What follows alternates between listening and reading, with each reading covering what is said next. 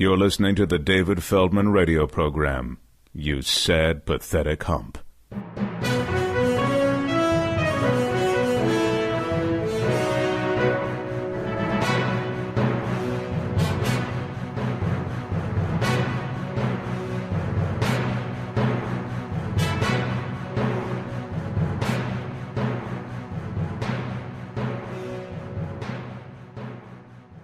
Joining us is the author of Pound Foolish and the co-author of The Index Card. She writes for the Washington Post. Helene Olin, welcome back. Oh, thank you for having me on again. Oh, God. The stuff you wrote in the past 2 weeks has been phenomenal. And I want to talk about John Bogle, who passed away last week. I'm a Boglehead. He invented the Vanguard Index Fund, which simplified investing for the common man and exposed, as you wrote, that financial planners are really just glorified stockbrokers. And you have a great piece about Davos and how they're talking about Alexandria Ocasio-Cortez. But first you wrote about the teacher strike in L.A., and I want to read something you wrote. And this just sums up everything I believe. Are you really a progressive, writes Helene Olin, if you vote for Democratic candidates but don't effectively address the United States' growing economic divides and how they impact children? God, that makes my head explode. I'm not saying that LGBTQ issues and abortion and Black Lives Matter, all that stuff is important. But if you don't talk about the growing economic divides and how they impact children, get the F out of the Democratic Party. I've come to feel that it's not an either or. Both are very important. There's no for a woman, there's no economic freedom, for instance, without, the right to control your own body, right? This is kind of basic. If you're African American, if, you're risking death by walking in a white neighborhood, this is going to interfere with your ability to make a living. And it's also just sort of heinous. And we can go on and talk about that, right? But at the same time, we have to admit that we have extraordinary economic divides in this country. Our wealth and income inequality is at record-breaking levels at this point. It's almost certainly exceeded 1929. It's not going to end well for anybody if the trends continue. And it's not enough to be a progressive and say, well, I believe in a woman's right to choose, but I'm also kind of economically conservative. Right. That just doesn't hold water anymore. Maybe it never held water, but it certainly doesn't hold water now. Now you just sort of come off as kind of a well-meaning hypocrite, frankly. Mm-hmm. And I think this was the thing that the Los Angeles teachers' strike really highlighted. And I think it really highlighted it for a couple of different reasons. But the first and maybe most important is that last year, as we know, there were several wildcat teacher strikes, and they were in red state territory for the most part, in places like West Virginia, and the teachers are being horrendously underpaid. And in Oklahoma, where, the schools have been so shortchanged that there are districts that are at 4 days a week of classes. And everybody, of course, was rah, the teachers, right? And indeed, they managed to get, depending on what state it was, they got raises, they got some better working conditions, and so on down the line. But in fact, these things are also going on in a lot of blue states. They go on in New York, and they go on in Chicago, and they go on in Los Angeles, where teachers were reporting 49 students in a classroom. And Los Angeles, as we know, is, a city with severe income divides. A lot of the wealthiest people are not using the public schools. This was becoming, it was kind of calling people out on it and saying, what side are you on? And to the credit of Los Angelinos, most of them were on the side of the teachers. And the strike really, held in part because there was such strong support for the fact of everybody saying, yeah, wait a minute, this isn't right. This isn't a good situation. It's not right that teachers, are being forced to work under these conditions, and it's not right that children are being forced to learn in these conditions of these large class sizes, of schools without nurses, without social workers. Los Angeles school children, the vast majority live at the poverty line or under, and are eligible for free lunches. You wrote in the Washington Post, 80% of all students attending public schools in Los Angeles qualify for free lunch. Yeah, that's extraordinary. I mean, that's an extraordinarily high number. And again, some of it is driven by the fact that wealthier Los Angelinos generally don't use the public schools. But one of the reasons they don't use the public schools is because you're dealing with situations like 40-plus children in a class. It's hard to blame a parent who can afford to get out of that from saying, that's not for my kid, and leaving. Well, we're also dealing with Hollywood liberals who are, cool on the social issues, but fiscally conservative. Well, yeah. People want to keep their money, right? They don't want to pay their taxes. Prop 13. Prop 13. California is the home of the original tax revolt. One of the things that's probably going to happen, as I'm sure I don't need to tell you or any listener, is that part of Prop 13 is probably coming up on the 2020 ballot for at least the commercial part of the... Can you remind our listeners was it Howard Jarvis and what Prop 13? Howard Jarvis, 1978... California, freezes the property tax rate to, I think, I'm speaking from New York, so it's a 1% or 2%. It's a 1% raise a year, right? And of course, over time, it advantages people who've been in their residences for a long time. There's no reassessments, and wealthier people are frequently making out. I mean, last year, there was a story in the LA Times, and hopefully I'm going to remember this right, of various Hollywood actors who had inherited family homes in Malibu, who were basically paying their taxes with a couple of days renting the homes out on Airbnb. That's the other thing about Prop 13 for the non-California listeners of this show. You can inherit it. So... Wow. It's really extraordinary, and over time. So when Prop 13 passes in 78, California is one of the top states in the country for spending on education. Now it's in the bottom tier, the bottom 10% of states. At one point, it was so bad it was like in the bottom 5, but that's actually they've moved up a bit in the rankings since then. And this is the politics of inequality writ large, and it's the politics, frankly, to some extent, of racism. People realize that a lot of the children in the public schools are not white, and a certain percentage of people don't want to pay for that. Yeah. And that's kind of a horrible thing to admit.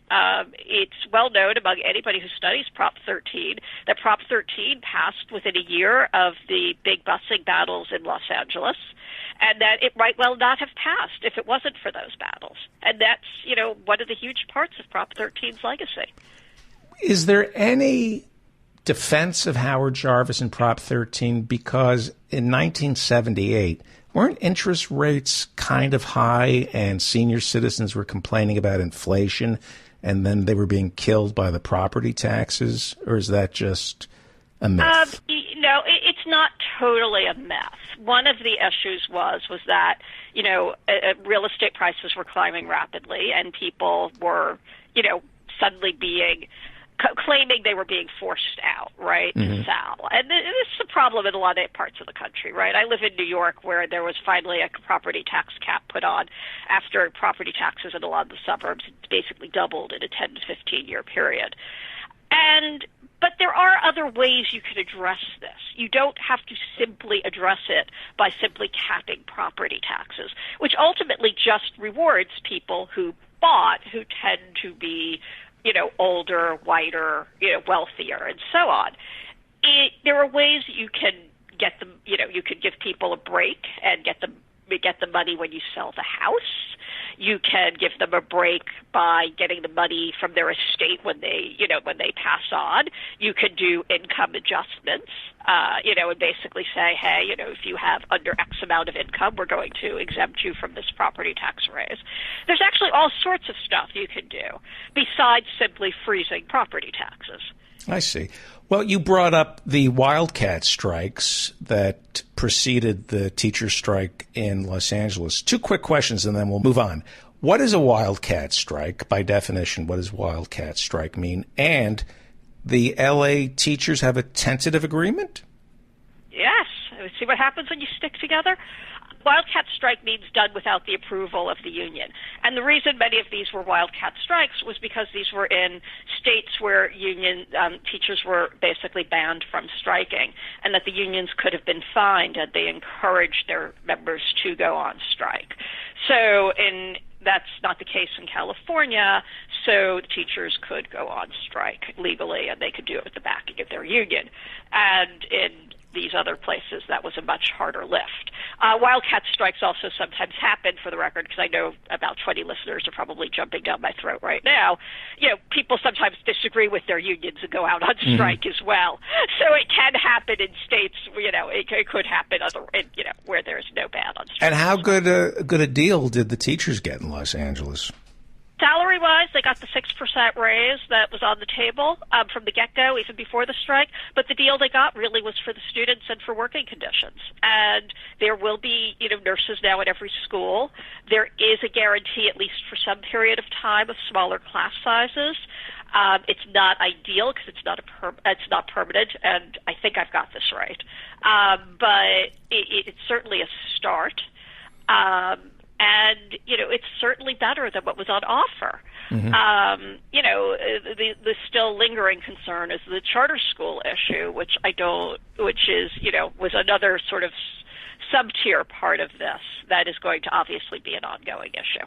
Well, you write about Davos. What is Davos? From what I've read of your piece, it's self-serving, incestuous, smooth-tongued oligarchs from all around the world gathering to protect their money. What is Davos? And they're obsessing with Alexandria Ocasio-Cortez's call to tax the rich at 70% after $10 million. And one of the things you wrote over at the Washington Post is those guys at Davos are so busy congratulating themselves, but they're not really that bright. We like to think they're bright because they're wealthy, and they like to think they're bright. But, as Wilbur Ross has proven, they're really idiots, aren't they? Oh, my God. We'll come back to Wilbur Ross. Right? Yeah. Okay. Yeah, Davos is this annual gathering of what used to be called, both first seriously and then sarcastically, the best and the brightest. Our wealthy overlords, basically. Mm-hmm. The cost of admission is basically tens of thousands of dollars. That's what they charge corporations for coming, or members of their organization who, are allowed to come.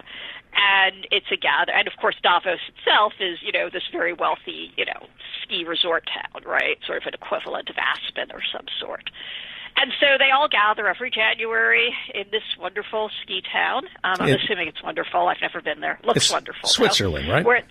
Switzerland, I should say. Where, the hamburgers are $56 and the hot dogs are $40. This is all true.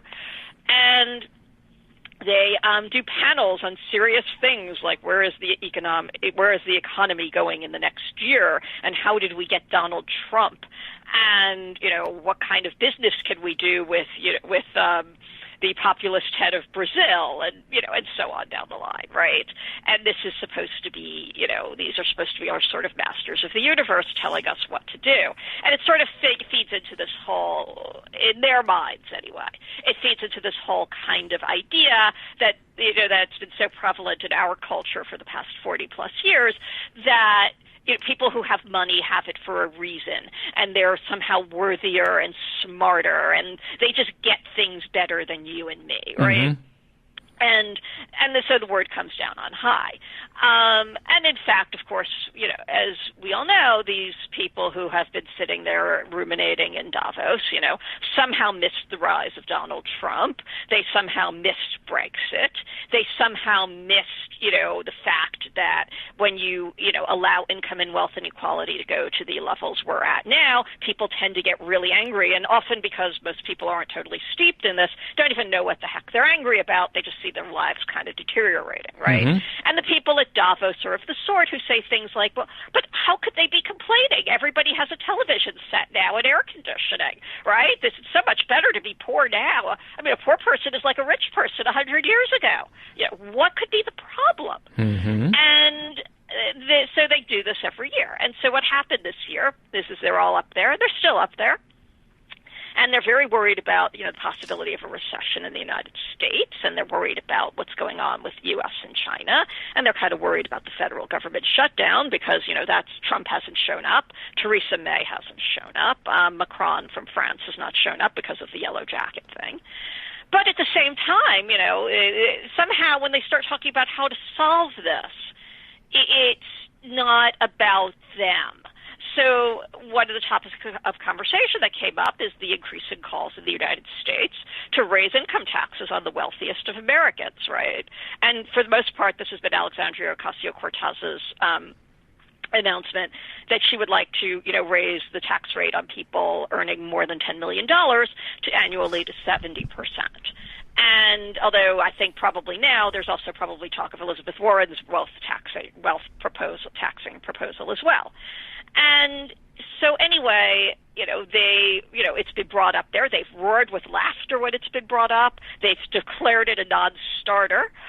One guy, I think at Guggenheim Partners, which is an investment advisory firm, actually said, oh, my God, this is going to force people out of the workforce because you can't have a two-income family when they're paying taxes at 70% when they earn over $10 million. Huh?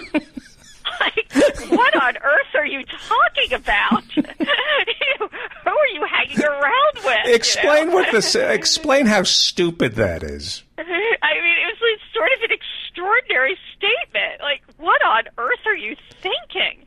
Alexandria Ocasio-Cortez is calling for 70% tax on income over $10 million, right? Right. And, I mean, we all know, of course, our neighbors earn that, right? Mm-hmm. What? And, it's extraordinary. It sort of goes to extraordinary lengths that, people will take to protect their privilege, which is what Davos really is about in the end. It's protecting your privilege. And in this case, protecting your privilege means you don't have to admit that you're part of the problem. And that, in the words of the 1960s, you're not going to be part of the solution, right? You are the solution. I mean, a lot of people say taxing the wealthiest 1% is not going to pay for Medicare for all. It's not going to pay for anything. But the argument that I've read is that doesn't matter. What we want to do is tax the wealthiest 1% because they have too much money. It's not healthy. Right. There's a couple of different things. To say, start with the micro level. It's going to pay for something, right? Can it pay for everything? Of course not. But it's going to pay for something. So let's just put that out there, right? So this is kind of a bogus argument. No, of course it can't pay for all of X or all of Y, but it certainly can make a dent in it. Second, it's a bigger argument. One of the reasons that we are at this pass is because so few people have so much and so many people have so little. And that when you tax it, you start bringing people back towards the mean. And that, in turn, will presumably bring more money into the system over time. Because one of the issues we're actually having is for all of our age of great wealth, right, and all these people, at the top making these untold riches, we, in fact, have less entrepreneurial efforts than we did 30 years ago. Business is much more consolidated. People, in general, have seen their income stagnate. And this means there's just simply less. They are living on less and less, while a few people are just hoarding all the money at the top. And when you have that much money at the top, you get political power. Mm-hmm. That's why this money has to be taken away from them, because it's not really their money. It's not in many cases. It goes back to the great Elizabeth Warren comment of years ago, right? Which was like, well, you made this money at this factory. Did you build the road that got you there? I mean, of course not. And it becomes, this just kind of, blight over society, for lack of a better word. It really sort of slowly destroys, both the quality of life and the society itself, because people, most people simply aren't working at, let me say that again. Most people don't have that money. They can't keep up with the pressures, and they just find themselves falling further and further behind, while a very small cohort is just sort of hoarding the vast majority of gains. How frightened are they of Congresswoman Alexandria Ocasio-Cortez, who's 28 years old? I think 29. she's 29. She's 29. Oh, okay. Clearly very frightened. And when you think about that, that's actually kind of extraordinary, right? She's, one congresswoman from the Bronx and Queens, and she's to the left of her own party. But I think what scares people is that she's clearly touched a nerve. In fact, polls show most people do want to see taxes raised on the top 1% of earners, and polls show most people support, Medicare for all. Yeah, the Kaiser Foundation just had this new study. But it's how it's framed. Right, but no, even when you frame it in the most conservative interpretations, you come up with the fact that, majorities of people would like to see either a public option or Medicare at least expanded to cover people 50 and up. I mean, so, the other side likes to make this contention of, it's, or that people want to be able to buy in if they can, if there's nothing else. When the other side says, oh, well, it's how it's framed, yes, it's how it's framed, but there's really no way that it's framed where people go, oh, no, we want the system we have now. Do they know they're ignorant when they say if you tax people 70% after their first 10 million, how are they gonna survive? Is that willful ignorance? Do they know they're that stupid? What did Wilbur Ross say? He's the Commerce Secretary. And is he stupid or is he just pretending to be? This is the thing about being rich. It isolates people. And you start thinking everybody is like who you're hanging around with. Mm-hmm. And that's human nature, right? People who, are middle class often have a very hard time really imagining the lives of the wealthy. But there's bigger consequences for this when it's the wealthy trying to imagine how people in the middle class get by. So what happened this week was Wilbur Ross, who's the sort of guy, by the way, who convinced the Forbes list he was a billionaire when in fact he was only worth $700 million because that kind of wasn't enough for him. And, has also been accused by various people of ripping off his business associates. I mean, really stellar citizen here. And right? falling asleep during Trump meetings. Yeah, well, I mean, how old is he? I mean, do you know? I don't even remember. I know he's quite elderly. And we're not saying all the elderly do that, but clearly, he's quite elderly. Mm-hmm. And anyway, so he spoke up this morning. He's on CNBC, and he's getting interviewed by a bunch of CNBC people in Davos. And we all know CNBC, right? This is where, if you're wealthy and you want to feel good about your life, you go give an interview to CNBC. I mean, this is not, known for its hard-hitting, progressive journalism, okay? This is the sort of place where Alexandria Ocasio-Cortez's numbers get raked over the coals normally. Mm-hmm. Anyway, so he manages to stun the CNBC anchors, who again are in Davos, okay? By saying that he doesn't understand why the federal workers who haven't been paid in over a month now, having such a hard time and are going to food pantries and homeless shelters to look for food because, of course, anybody could just get a loan, right? Unbelievable. And it's just a little bit of interest. And, people's heads were spinning. There are reports that there are some federal workers who are going to homeless shelters to get food. Well, I know they are, and I don't really quite understand why, because the obligations that they would undertake, say a borrowing from a bank or a credit union, are in effect federally guaranteed. So the 30 days of pay that some people will be out, there's no real reason why they shouldn't be able to get a loan against it. Of course, this is utterly ridiculous, right? I mean, first off, give the technical answer, no, not everybody can get a loan. Not everybody can get a 0% loan. A lot of people are being forced into pawning their goods and working as Uber drivers. And by the way, they're only making a couple of bucks. I mean, because the world is not dying for more Uber drivers. And so anyway, so this is first of all just beyond clueless. But second, it's who on earth says these things, right? How could you even think this is okay? He's sitting there collecting a paycheck because the administration, by the way, is getting their paycheck. This is one of the many delights of our world, right? Thank God. Right? They're getting a paycheck, but the workers aren't. And it just revealed this astonishing cluelessness.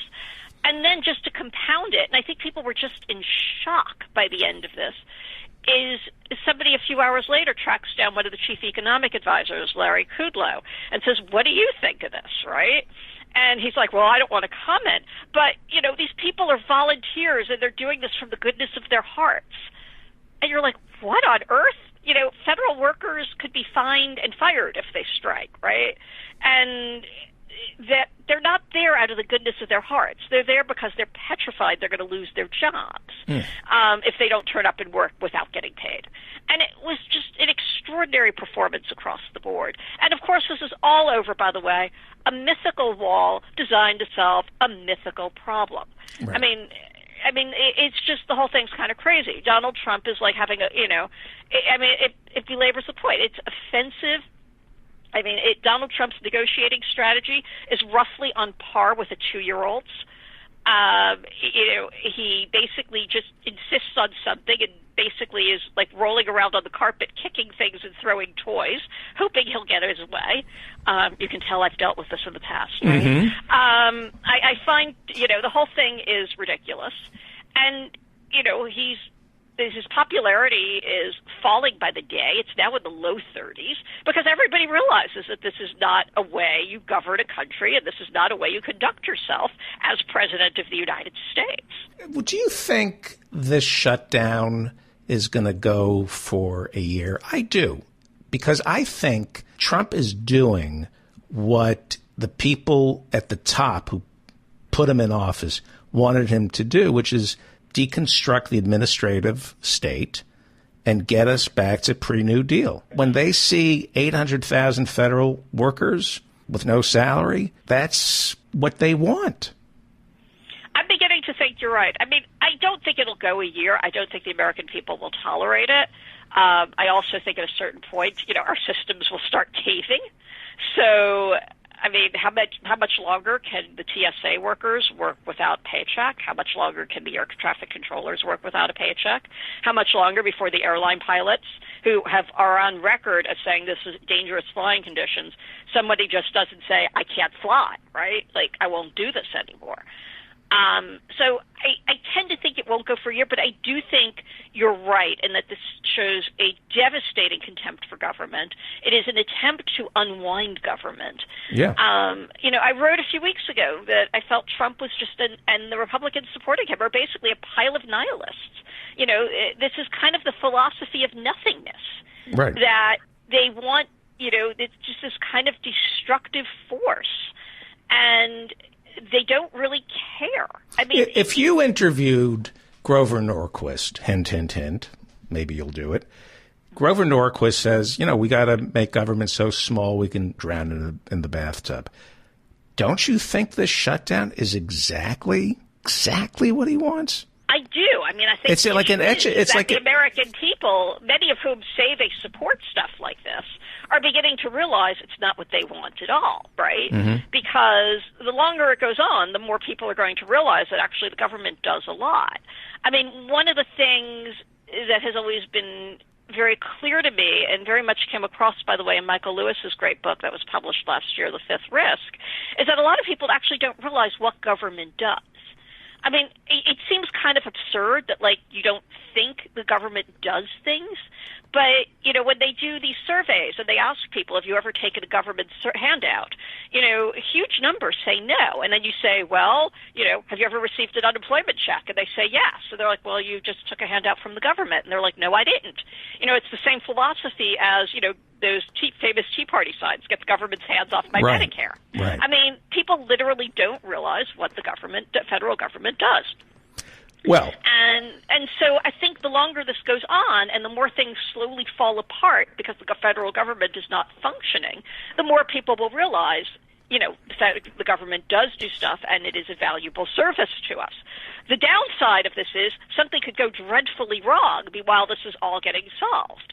I don't know about you, but I would not be dying to get on an airplane in these conditions at this point. Mm-hmm. I think there's a real issue with that be creeping in. Yeah. And not just from the TSA agents, but you've got the air traffic controllers are, potentially working 2 jobs, right? Mm-hmm. If you're an air traffic controller and you're working 2 jobs, something's going to give at some point. That's no insult to the air traffic controllers to say that. The pilots union is saying that. I mean, well, before we get to John Bogle, it seems to me that the Republican Party is a coalition of two types of Americans. 99% are broke within the Republican Party, but they follow some kind of ideological spite. It just comes from hatred for others.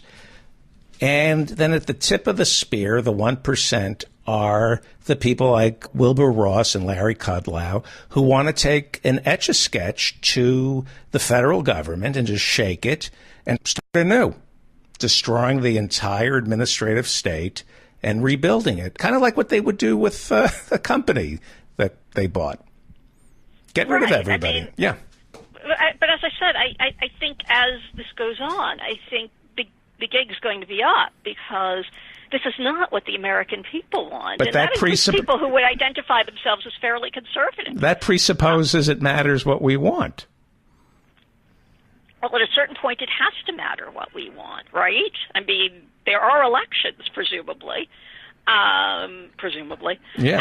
And there were elections last November, and the Republicans suffered a fairly staggering defeat in the House of Representatives. Yeah. And at a certain point, you would suspect a survival instinct would start to kick in here. Yeah. Well, I want to talk about a great American, John Bogle. Who was John Bogle, and what did he create for the common man? You wrote a great piece. You wrote a great piece in the Washington Post. Thank you. John Bogle was the founder of Vanguard, the great index mutual fund company. And basically what he did was he popularized the idea of index funds, which are, of course, funds that are, basically a broad-based, stock market fund, right? Like a mutual fund that will replicate the S&P 500 for, regular investors. Prior to John Bogle, they existed, but they weren't offered to the public. John Bogle is the first to offer these to the public and to make the public aware of the fact that over time they generally do as well as, or they do better. They do better than the vast majority of managed mutual funds. You talk about Davos. You mentioned Bridgewater's Ray Dalio or Scott Menard from Guggenheim Partners. Do we know if those funds outperform the Vanguard 500? Well, I don't know about their specific funds one by one, but what we know overall is that the vast majority of, managed investment funds of any sort will not over time beat the S&P 500, right? They simply won't. It's not possible, right? Because you've got to buy at the right time, you have to sell at the right time, you have to pick the right stocks at the right time and sell the right stocks at the right time. You have to account for all the transaction costs. All of that makes it so that less than 1% of people, and that less of 1% of people includes the managers of these funds. It includes you and me, right? There's no significant difference at this point. Cannot do this year in and year out. Only 1% do it year in and year out. It's less than 1%. Less than 1%. So the odds are that these geniuses meeting in Davos do not outperform the index funds. Right. Or if they do, it's because they have either, they've got access to investments that you and I don't, right? They get in at preferred rates. That's just one of the secrets of Warren Buffett's success. I was just going to ask you about that. Who is, by the way, an extremely good investor, don't get me wrong. And a big fan of John Bogle's. Right, because he knows that you and I are not getting in at Goldman Sachs, say, at the rate he's getting in at, right, or the return he's guaranteed, or the conditions he can invest under. And so the result is that, people are, the financial services sector, was making a killing for years, convincing people that they could, keep up with the big boys, right, when in fact they could do no such thing. And sort of Bogle's genius was that he came along at the right time, right? He founded he opens the fund to the public in late 1975, just about the same time as the individual retirement account debuts, and only a couple of years before the 401k debuts. So all of a sudden, people are kind of forced to do this. And so, because we keep in mind, even as late as the late 1980s, you only have about 25% of people invested in the stock market. So one of his geniuses isn't just that he realizes you can't keep up, right? You're not going to out-invest, the stock market. It's that there are a lot of people who actually don't want to. The financial services sector had sort of predicated their pitch on, gee, you want to be smarter than the markets, right? You want to do better. What Bogle kind of intuited, I'm not totally sure he would have even put it this way, but what he intuited is that actually a lot of people were just okay keeping up with the Dow Joneses. They just didn't want to be had, which is a major difference, right? And because index funds are not, they don't have superstar managers, they don't have to pick up trading costs, they're just replicating an index, you can actually offer them at this incredibly cheap price. In fact, there are now, places like Fidelity that's offering them at literally zero cost, hoping to sell people who invest in them on other services.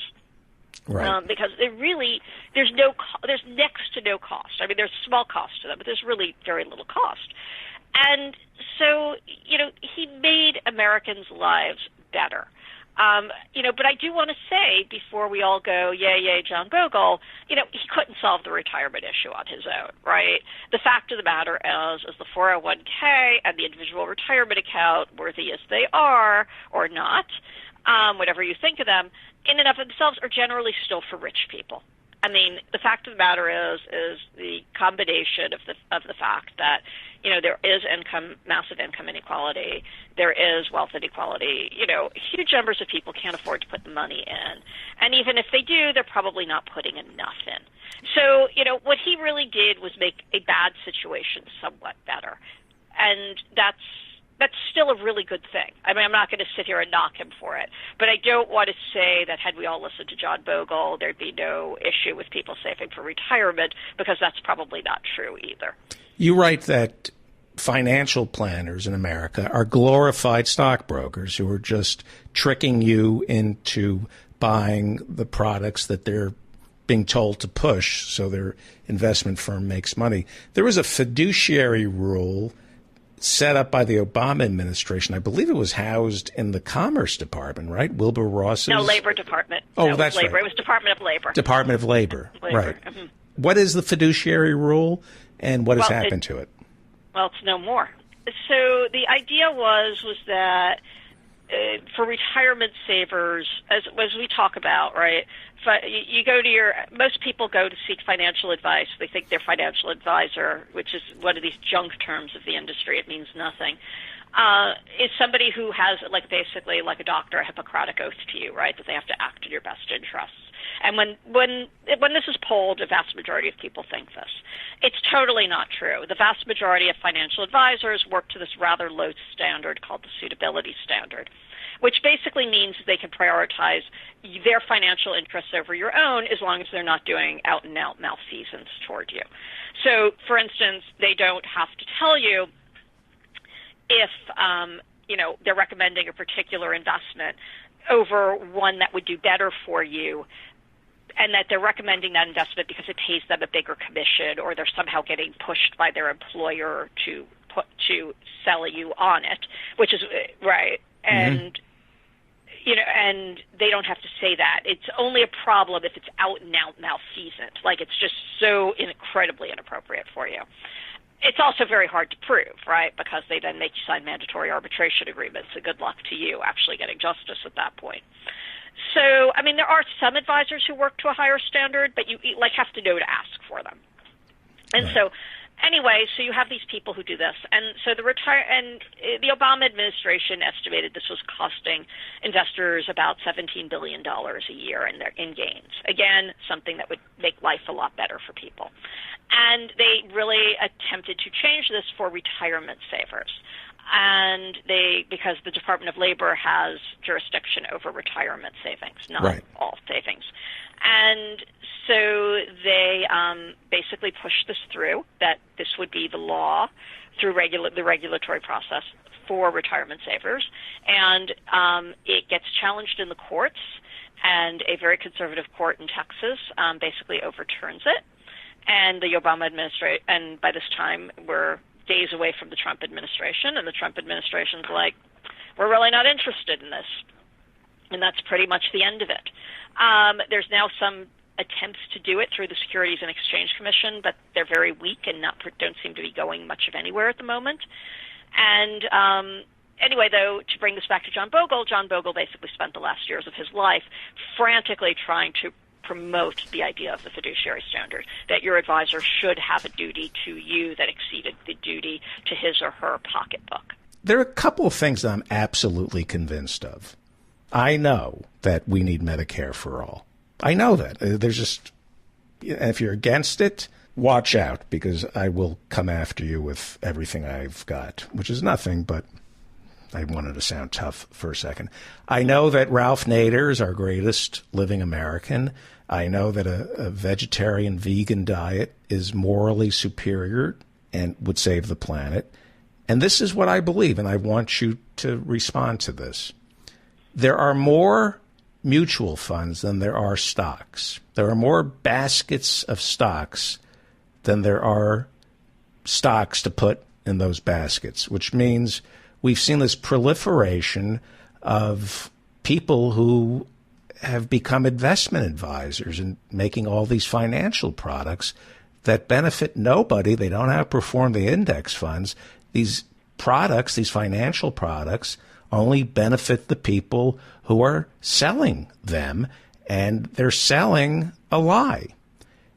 I am utterly convinced that if you shut down 90% of the financial sector in this country, we would have a much healthier economy. But just think what it would do to the New York City restaurant scene. No, I'm kidding. I'm sorry. But isn't that true that you could eliminate, when you talk about taking an Etch-a-Sketch to the federal government, if we took an Etch-a-Sketch to Wall Street and just got rid of 90% of the people who work there, you'd see the entire country grow and blossom and bloom. Well, I think what has happened is, and I talked about this in Pound Foolish, right? It's the financialization of the economy. And these jobs are basically, not jobs, but the whole sector is basically turning Americans into so much, they're sort of leeches in one level on the American public. I mean, the financial sector has a valuable role. I don't want to say that they're total leeches. You know, there's no investment without the financial sector, right? But what they've done, and what the financial sector has done, what the healthcare sector has done, is over time, it's not just that they're doing good. They're also profiting by sort of like attaching themselves as leeches and trying to extract fee after fee after fee out of Americans who are suffering from stagnant wages, who are, falling behind at a rapid pace. And one of the reasons they're falling behind is because you have to give more of your money to this. Mm-hmm. And I actually don't even think the financial sector is the worst of all the actors in all of this. Keep in mind, the price of insulin has basically doubled over the last 5 or 6 years, right? That's just plain out extraction. Yeah. I mean, it's extortion of sick people. It's horrible. And it should be stopped. But because we have wealthy people and wealthy corporations basically dictating government policy, it's not. And so I don't want to just single out the financial sector for this, because I think it's a much, much bigger problem than that. We bring back the draft, and if you want to be a conscientious objector, then you have to live for 2 years on food stamps. In fact, I think every American, when they turn 22, should have to spend a year living on food stamps. How would you enforce that? Through taxation. I think we need free public education at our universities, and we pay for it by demanding that when you graduate, you have to live below poverty for a year. Yeah, but people's parents would just slip them money on the side. Come on. But you can use the IRS to monitor that. If everybody had to spend 1 year of their insignificant life living below the poverty line, be a much better country. 24, if you're 24, 23, what does it matter if you're living below the poverty line? I think it would just be better to tax the upper levels so that more of us are living less divided lives. That too. Right? That too. I mean, I think that would probably ultimately have more of an impact. I mean, because one of the things I talk about with wealth inequality, and I think I mentioned this earlier in the show, I mean, it isolates people. I mean, that's the thing. So, you literally get, this sort of, Donald Trump doesn't appear to have a clue how a supermarket works, right? Right. He literally thinks, you could go in there and put stuff on account. Probably because when he goes to a supermarket, if I had to guess, he turns to an aide and tells them to put it on a credit card, right? He probably doesn't even deal with it himself. Well, he doesn't have any cash. Right. I most of the very wealthy people I've ever met in my life, many of them don't walk around with cash, right?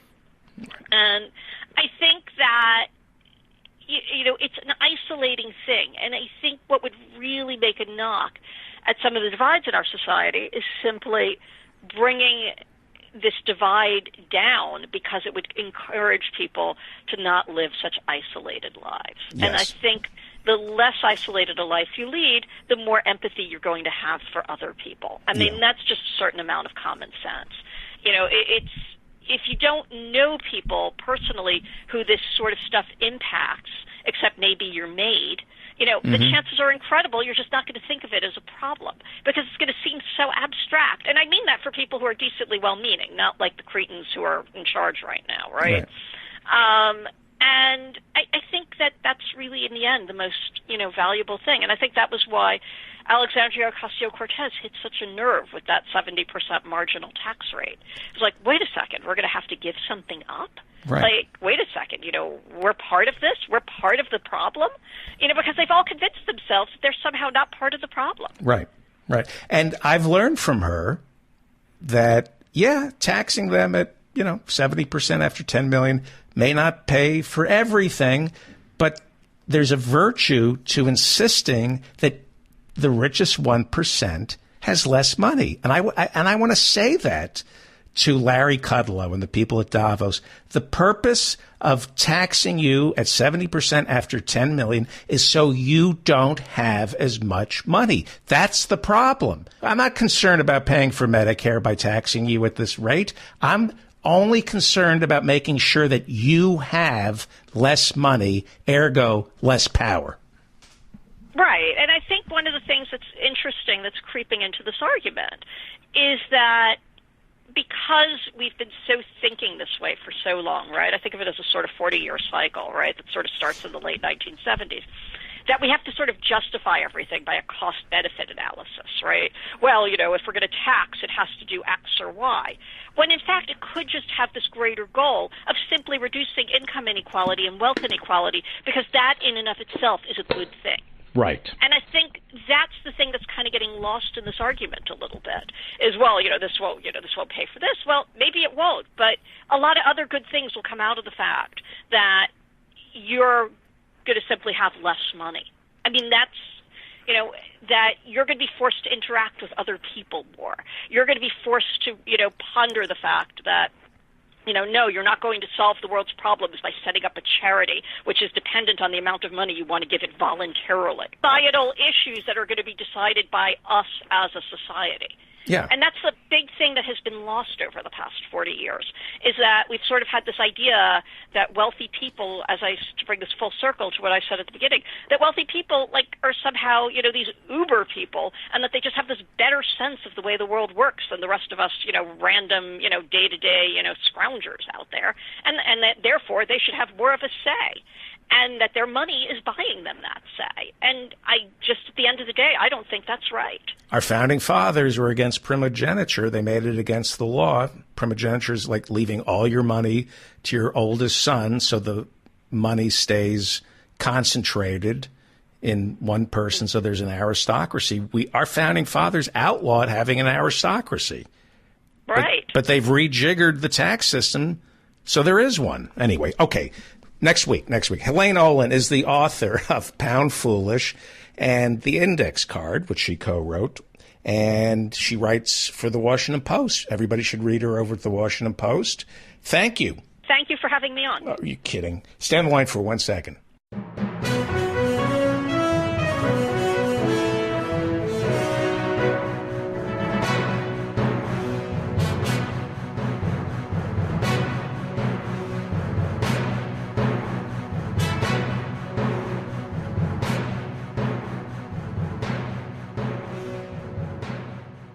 You're listening to the David Feldman radio program.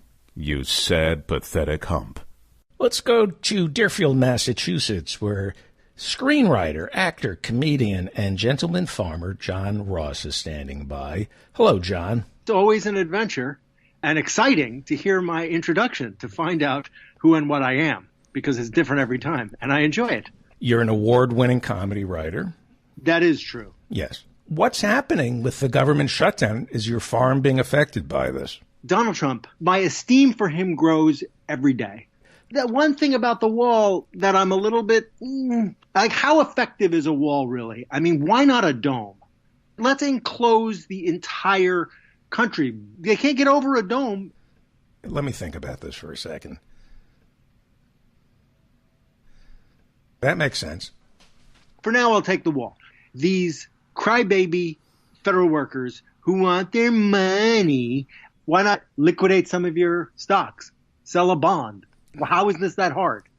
They're learning their lesson because Donald Trump is teaching them and teaching us that their jobs are irrelevant. Like, we don't even need their jobs because America has to toughen up. You know what I mean? Mm-hmm. Like, all the crybaby Americans are like, ooh, inspect my food before I eat it. I need somebody to inspect this. What are you, a baby? Right. If it doesn't smell good, don't eat it. Right. You don't need somebody to inspect your food. Right. Right. You don't need them. And people, I don't want to get in an airplane unless somebody inspects it first. It's got 2 wings and 2 wheels. It's a plane. Get on it. Reagan fired the air traffic controllers. Do we still have air traffic controllers? I know they went on strike, and to teach them a lesson, he fired all the air traffic controllers. Don't the planes just automatically know where to go and where to fly now? You don't need those guys. Well, they have autopilot, and they have auto traffic controller, I'm sure. I think I read that somewhere.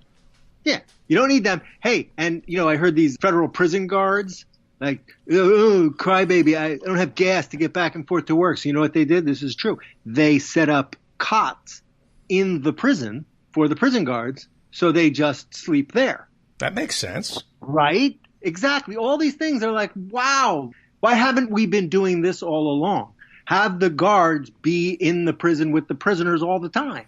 It's insane that they're not. The inefficiency. Exactly. Donald Trump is making this country efficient. Mm-hmm. Yep. So that's good. Yeah, Wilbur Ross had some good... Oh, your Uncle Wilbur. He's got that Ross chin, that swagger.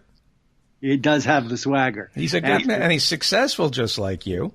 Yeah. Yeah, so what did he say? He said, take a loan. Exactly. Why can't they go take payday loans? They're too lazy to go to the bank and get a loan. Can you believe it? That's federal employees for you. Yep. They've been trained. I want my government check sent to me because I'm a federal employee. Yeah. I just want it handed to me. Spoon-fed. Donald Trump is spoon-feeding them the bitter medicine these people need. And spoon-feeding the rest of us the truth. As are you. Thank you, John Ross. You're welcome. These crybaby federal workers having soup kitchens and food drives, canned food drives for these people. You cannot give them free food. They're like stray cats. Like, they'll be back. Yeah. Looking for a handout as soon as you give them anything. So we've got to get rid of these people. We should take their kids from them. So you're saying to separate federal employees from their kids? It's not a bad idea. It's a great idea. They shouldn't be having kids. No. Who do we get to separate them from their kids? We might have to ask them to self-separate. Because self-deportation, which I believe was Mitt Romney's idea. Yeah, that's where I got it from. I admit I stole it. I took it, and I took it in a different direction. Self-separation. Mm-hmm. Like an amoeba or a paramecium. Maybe we should get Lara Trump to promote. idea. I love her. She is, I like her. She's married. She's married to Eric. The Hunter. What a great guy. The apple doesn't fall far from the tree.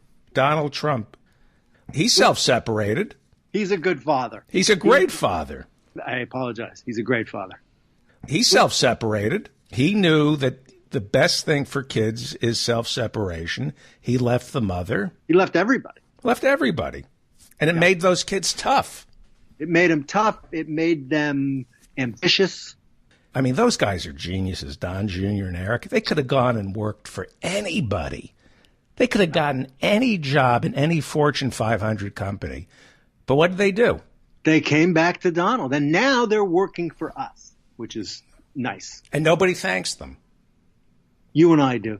God, I love them. You read about that male nurse at the care facility. This person in a vegetative state gave birth. Yeah. Right? And they're claiming he's being accused of impregnating this woman in a coma. You've got the story straight. And he's produced his personal calendars that prove that he didn't. Was he with Squee? They're ruining a good man. They're ruining a good man just because. Political correctness. Where are you going to get good people to serve in government, like Brett Kavanaugh? What he went through, right? Well, that's funny. I hadn't thought about Brett Kavanaugh when we were talking about this. But, oh, yeah, Brett Kavanaugh. Yes, he went through a similar thing. It occurs to me now. You know, it's a miracle that anybody would want to be a Supreme Court justice. And it's a miracle that anybody would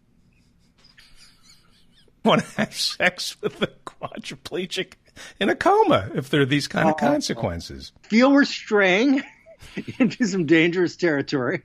All right. God bless America. Yes, sir. God bless Donald Trump. Yes, sir. And God bless the men and women of ICE who are keeping our borders safe. Yes. I have pictures of them, life-size pictures on my wall of the heroes of ICE. God bless them. God bless you, sir. And you're teaching screenwriting at Covington Catholic School, I understand? That is correct. Yeah, we start with a little drum circle. Yes. We sing, we chant about structure and plot points and the dark night of the soul. What about Kamala Harris? Huh. Right? She's put everyone in San Francisco in jail. Mm-hmm. Right? No evidence. When she was the DA in San Francisco? With all made-up evidence. With all made-up evidence. Yeah. It's not just the FBI. They're all in on it. We got to get rid of the FBI. We got to get I think maybe no more prosecutors. Now, you're a member of the National Rifle Association. Yes. How was your Dr. Martin Luther King Day? Delightful. You know that I'm very reverent of the Reverend Dr. Martin Luther King Jr. Great man. I don't think there's a greater man than Dr. Martin Luther King Jr. Possibly not. And cut down in his prime and did not have to be. Did you know that he had applied a gun permit, a carry permit in a state that may issue, like it might, and they turned him down. They turned him down. They turned him down. To get a gun. To get a gun. Now, you're a member of the National Rifle Association. Yes. I would like to run for president. I think that I could challenge Oliver North. But, yes, right now I'm just a plebeian, run-of-the-mill. Yeah. They tweeted out that Dr. Martin Luther King Jr. would still be alive today had he been issued that handgun. Obviously. It's so simple. Right? Yeah. Yeah. The only way to stop a bad guy with a gun is a nonviolent pacifist with a gun. If Dr. Martin Luther King Jr. had had a gun, do you think James Earl Ray would have tried that? No, because he would have stepped out on that balcony and he would have had that gun turned sideways. Gangster style. Gangster style. And James Earl Ray would have had that sniper rifle and went, whoa, whoa, whoa. Exactly. Exactly.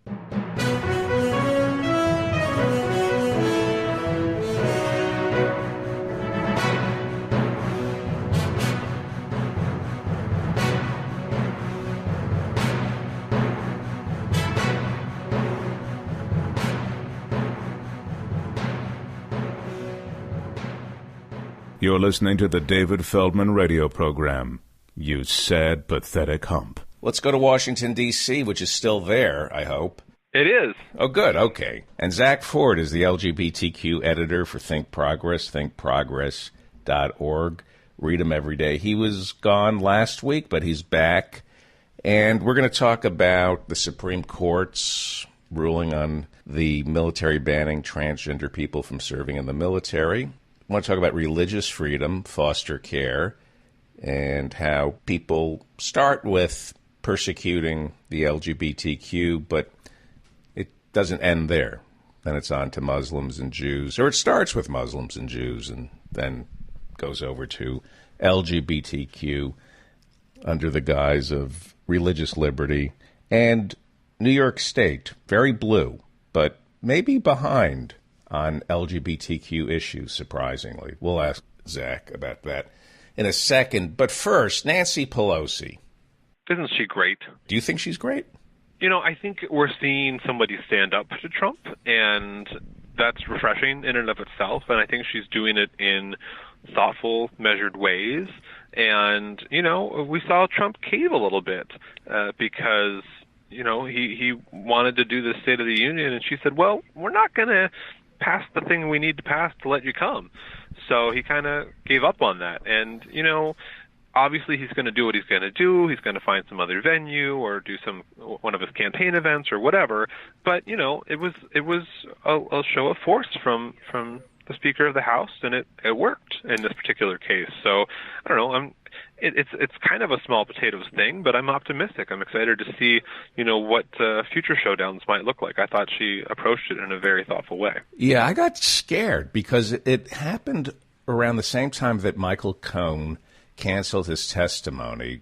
He said, I can't guarantee my own safety. I've been getting threats. And then you watch the news and they replay the threats from Giuliani and Donald Trump. And it is obstruction of justice. It's saying, if you testify, we're going to go after your family. Your father-in-law is going to get arrested. It's straight out of Godfather 2, where Frankie Five Angels is testifying, and suddenly his brother shows up from Sicily. This is just downright mobster intimidation. That was going on early in the day on Wednesday, and Trump said, I'm going to the Capitol whether or not I'm invited. I'm going to deliver that State of the Union. And I began to think, you know, he could do that. He could storm the Capitol with his Secret Service or ICE, and there would be some people who would show up for that speech, and that would be really scary. It's no secret that he's a bully. It's no secret that he's willing to take unconventional steps to get his way. But, you know, I think it would have been an interesting thing if he showed up because, like I said, the House has to pass a resolution inviting him in to speak. And if he showed up and spoke, you know, it'd be topsy-turvy. It'd be like something out of House of Cards. Mm-hmm. But I don't know that it would, you know, look good in his favor. I think it would just show that he's more of a bully and more of somebody who is willing to bulldoze to try to get his way, regardless of how unrealistic or xenophobic that way is. Yeah. Well, 35% of the American people would say, go get him. Yeah. They've put the Constitution on a treadmill. This is the ultimate, I hope it's the ultimate stress test. He's found every hole. He's like water. If you've ever been in a flood, you know what water does. He finds every crack, every hole, and leaves behind black mold. Okay, you're off to Creating Change. What is Creating Change? So Creating Change is the national conference on LGBTQ equality. It's been around for a very long time, and you know, it's a really wondrous conference. This year it's in Detroit that brings together LGBTQ activists and leaders from around the country to strategize with each other and share their wisdom with each other. And, you know, you have all of the state equality advocacy groups show up. You have all of the folks at universities who are doing LGBTQ support show up. You have all the folks who are running community centers show up.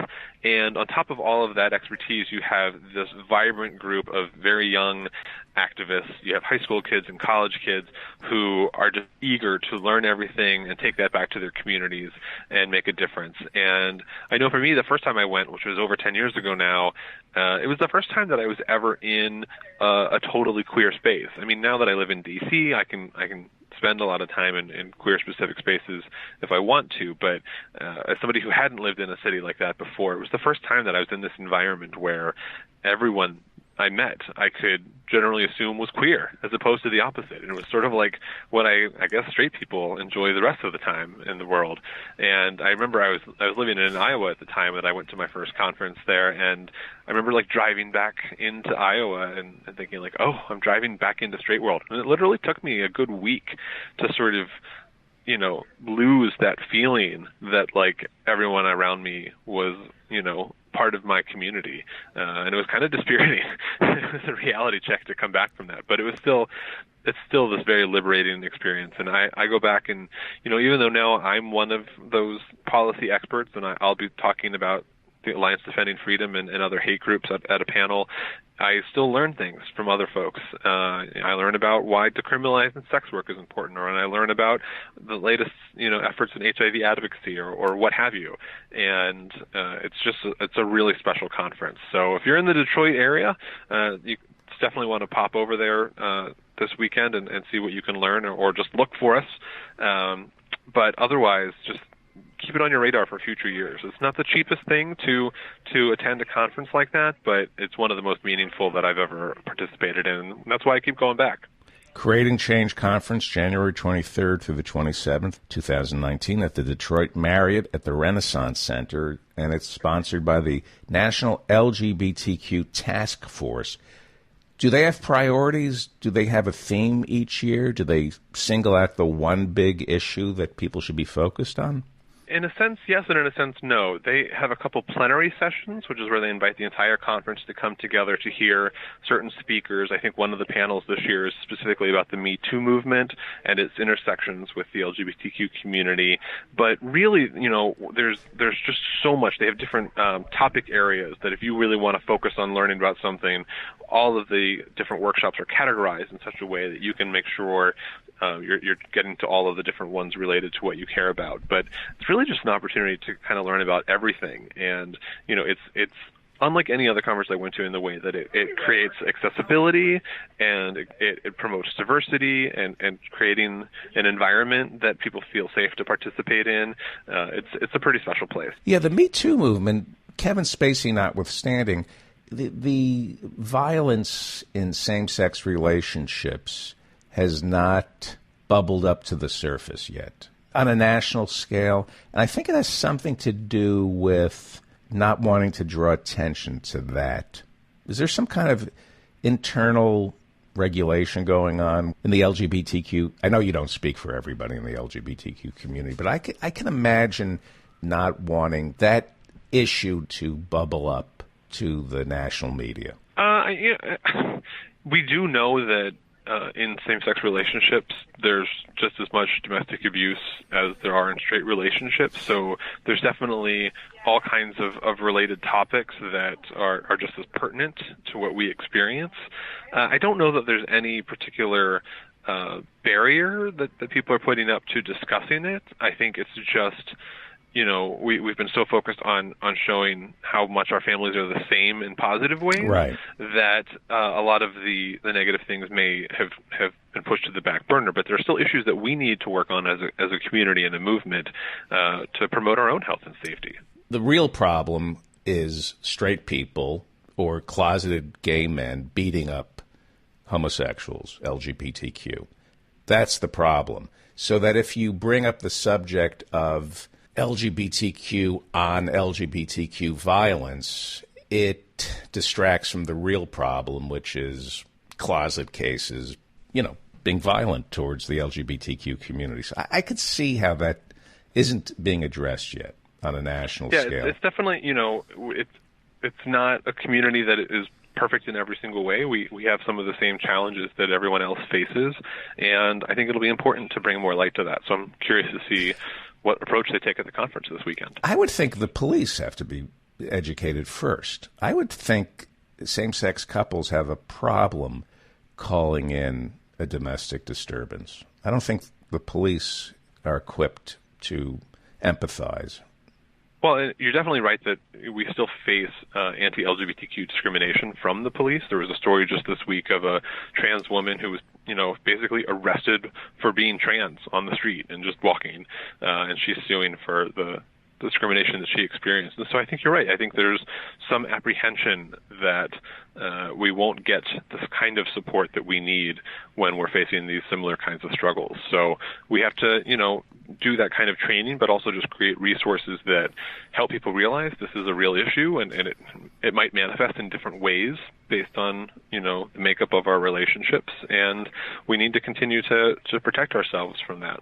AOC, I'm throwing you a curveball. She's what, 28, 27? Something like that. People my age think there's going to be a backlash to AOC. She doesn't care what we think. It doesn't matter what we think.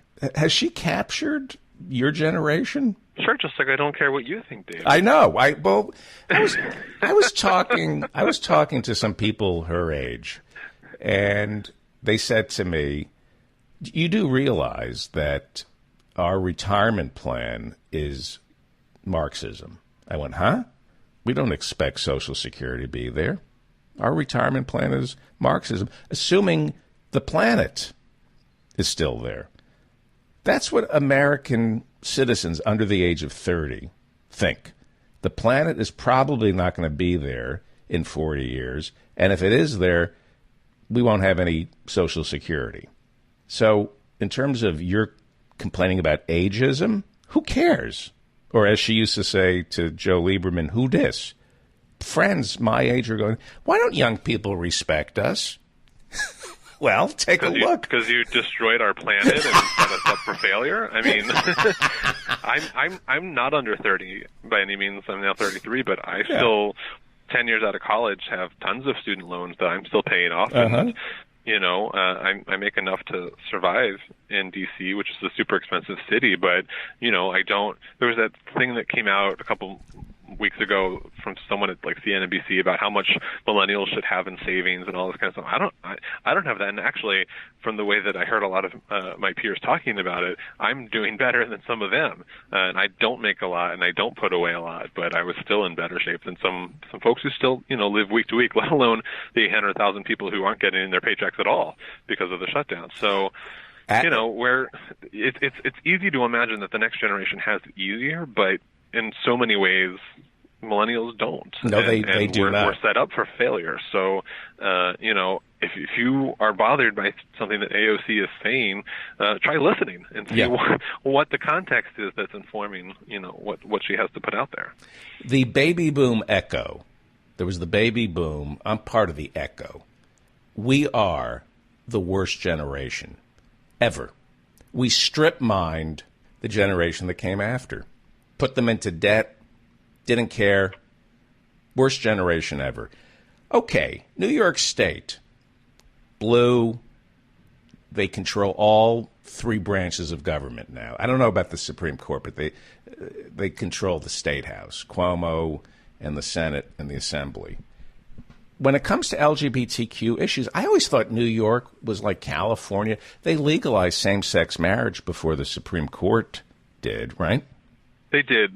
But what's been a struggle is there's been this group known as the Independent Democratic Caucus in the Senate in New York that technically were Democrats, so you would think that the Democrats would have control, but for many years that group caucused with the Republicans, and so it created this gridlock in the Senate that prevented so many different things from going forward. And now, thanks to actually last year's primary elections back in, I think, September, we had a whole bunch of progressives that toppled these incumbents in this Democratic caucus, and now the Senate can actually be run by the Democrats as opposed to the Republicans who weren't actually the majority before. And so as a result, we're quickly seeing a whole bunch of things that have sat there and languished for over a decade, and one of them is basic non-discrimination protections for transgender people.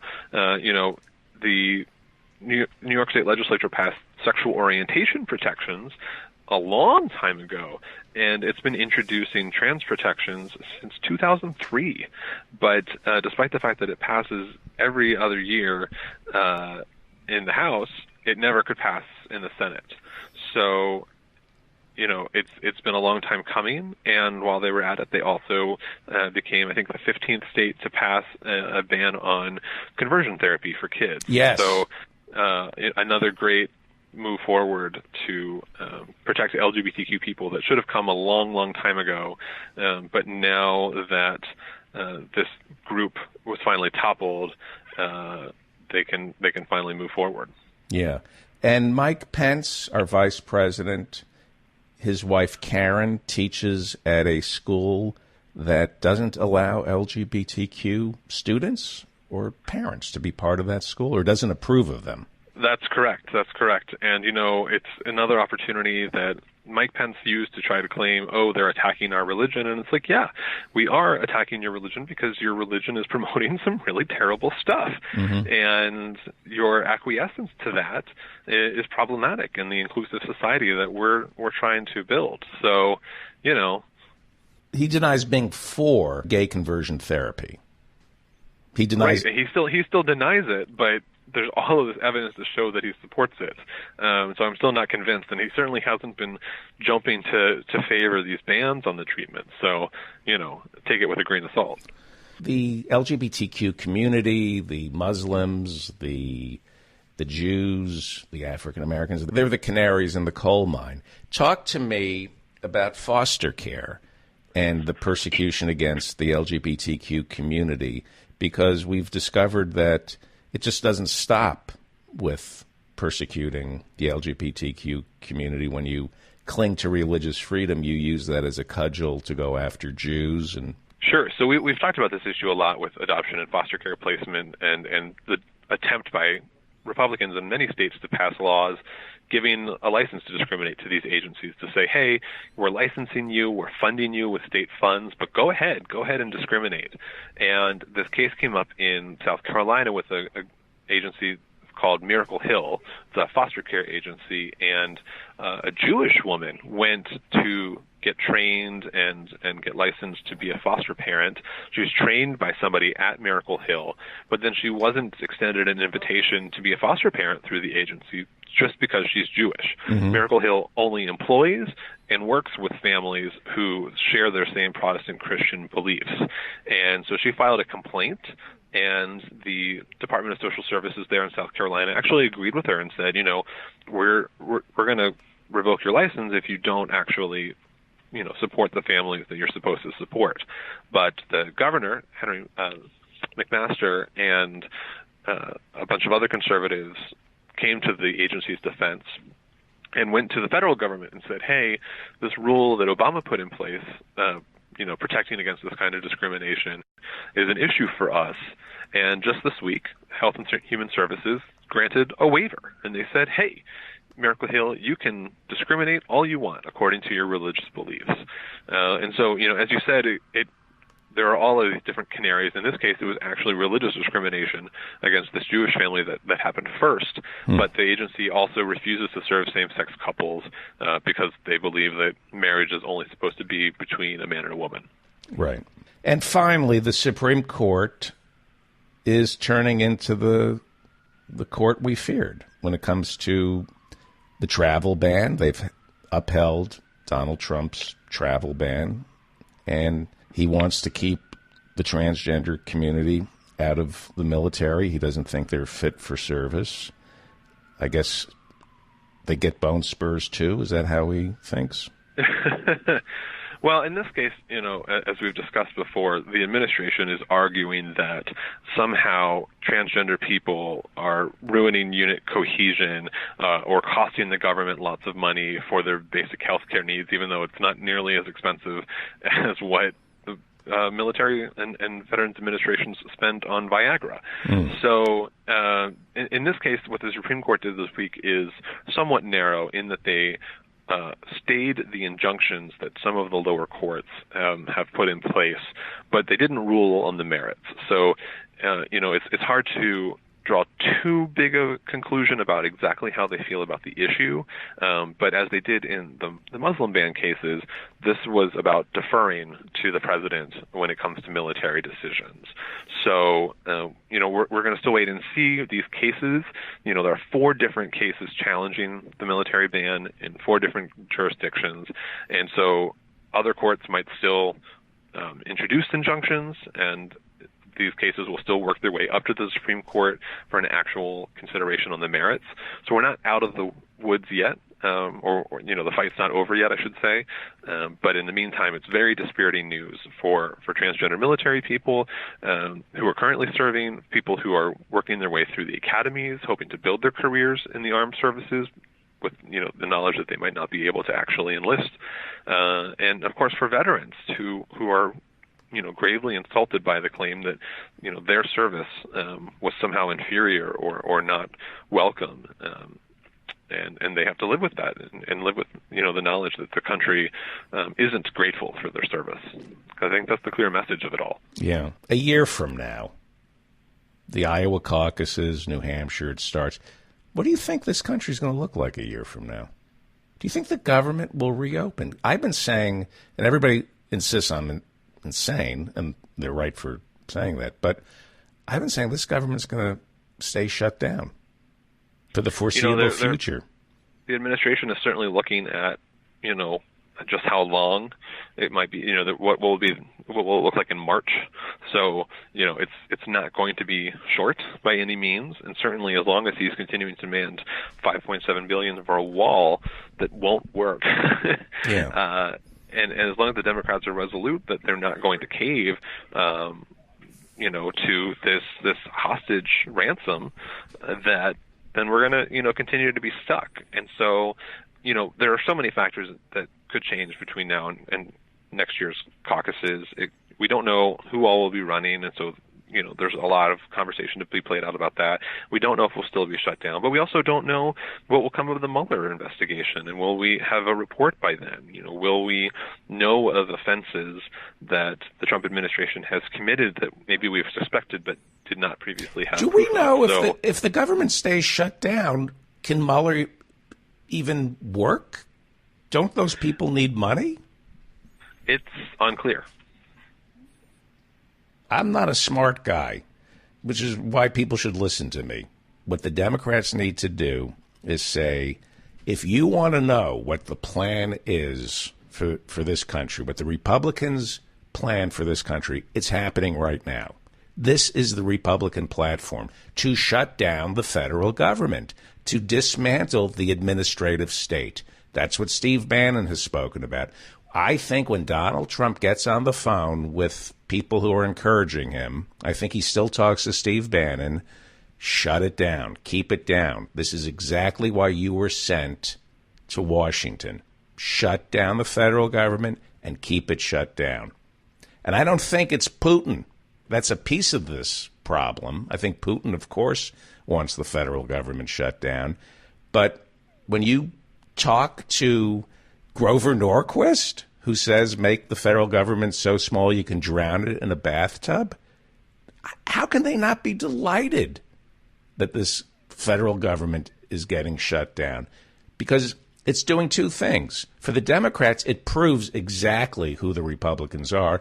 And the Republicans right now, the hardcore fiscal conservatives, are saying, look, 800,000 federal employees are out of work. No plane crashes. It's fine. We don't need the federal government. This plays right into their ideology. I don't think it's reopening. I don't disagree with you, but I think it will be harder and harder for them to make that case. If we start having deaths because of some sort of tainted food outbreak, because inspectors weren't able to do their job, it will be an issue.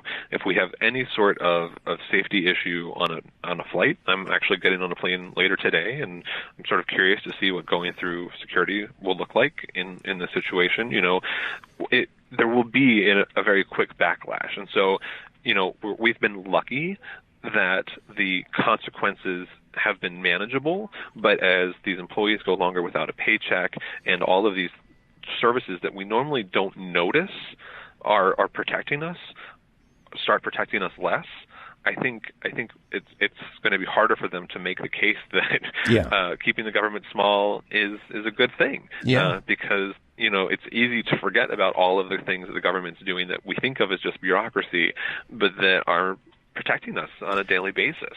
And it's going to catch up with them with each day that this government stays shut down. Yeah, I think there are forces in this country, the Milton Friedman Chicago School of Economics, who says create an artificial shock to the system, create an artificial crisis, and use it as an opportunity to shake out the 800,000 employees, go a couple of months, find out what we really need.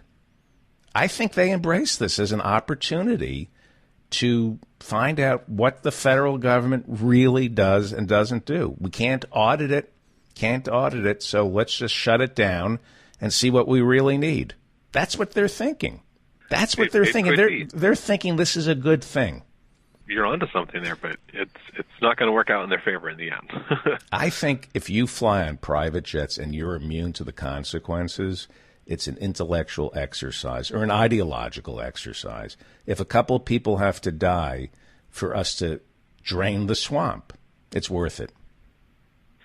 I mean, I hope so. We just saw this morning that Trump's commerce chief doesn't understand why it's a big deal if you don't get your paycheck. Wilbur Ross. Wilbur Ross, and doesn't think that this is going to be, a big deal for the economy or for our well-being. And it's just, you have to live in such a narrow bubble. I mean, this guy's worth $700 million. What does he know about families who live paycheck to paycheck? Nothing.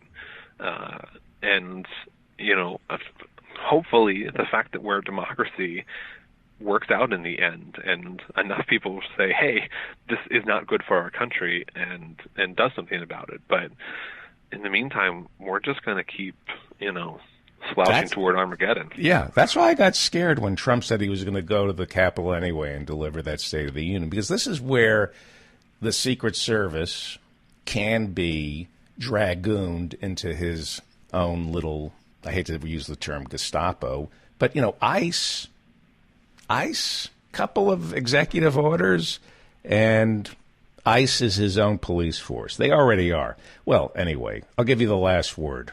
Everything is terrible.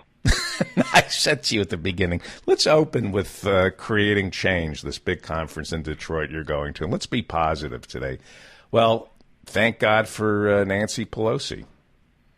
Yeah, I mean, everything is kind of getting worse, it feels like, but we do have forces in place to protect against it, hopefully. So, I'm still trying to be optimistic about what 2019 ultimately looks like. I think it's anonymous that whoever wrote the piece in the New York Times a couple of months ago who said there are forces within the White House who are working against Donald Trump, I think the only thing that kept him from telling ICE and the Secret Service, we're going to the Capitol to deliver that State of the Union, whether or not Nancy Pelosi likes it.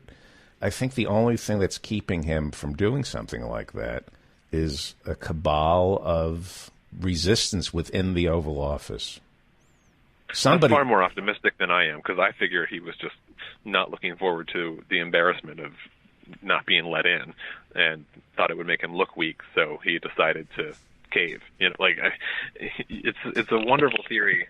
It's a wonderful theory to think that there's all of this other stuff going on to try to restrain him, but there's less and less. We know from the changes in his cabinet and changes to his chief of staff and things that have come along the way, that there's less and less holding him back. So I think in this case he just lost, and he realized that there was no good way to try to make that happen. Mitch McConnell, who's just, we hate him, but I like to think that Trump got on the phone with McConnell, and McConnell said, Mr. President, there are forces that the legislative branch have that are beyond your imagination, and I would advise you to stand down. I think McConnell, this is my fantasy, that McConnell, in his own way, is saving us from complete breakdown. Trump taking dictatorial powers. I don't know. I don't know.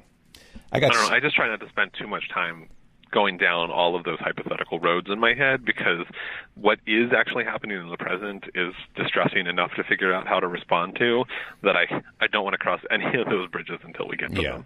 Zach Ford is the LGBTQ editor for Think Progress, thinkprogress.org. Read him every day over at thinkprogress.org. Good to have you back, sir. Can you stand in line for 1 second? Glad to be here. Thanks, David. You're listening to the David Feldman radio program. You sad, pathetic hump.